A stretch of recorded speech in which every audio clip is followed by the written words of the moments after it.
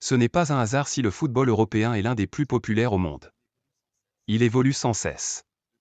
Depuis le coup d'envoi de la compétition inaugurale, la Coupe des clubs champions européens en 1955, l'UEFA a toujours fait évoluer la compétition afin de l'adapter aux changements plus importants survenus dans le football.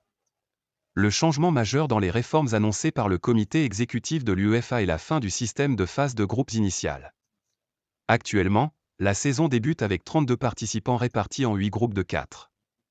À partir de la saison 2024 à 2025, 36 clubs participeront à la phase de Ligue de la Champions League, offrant ainsi à 4 équipes supplémentaires l'occasion de se mesurer aux meilleurs clubs d'Europe.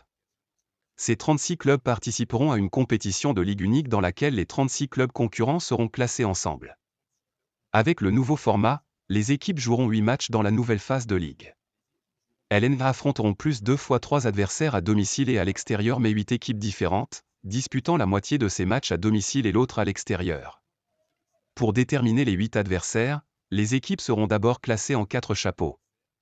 Chaque équipe sera ensuite tirée au sort pour affronter 2 adversaires de chacun de ces chapeaux, en jouant un match contre une équipe de chaque chapeau à domicile et un match à l'extérieur. Les 8 premières équipes de la Ligue se qualifieront automatiquement pour les huitièmes de finale, tandis que les équipes classées entre la 9e et la 24e place participeront à un tour de barrage à élimination directe aller-retour pour assurer leur qualification pour les huitièmes de finale de la compétition.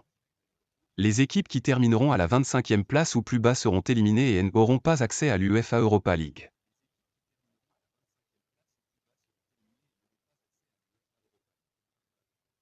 En phase à élimination directe, les équipes qui termineront entre la 9e et la 16e place seront têtes de série dans le tirage au sort des barrages de la phase à élimination directe, ce qui signifie qu'elles affronteront une équipe classée entre la 17e et la 24e place, avec l'avantage du terrain lors du match retour.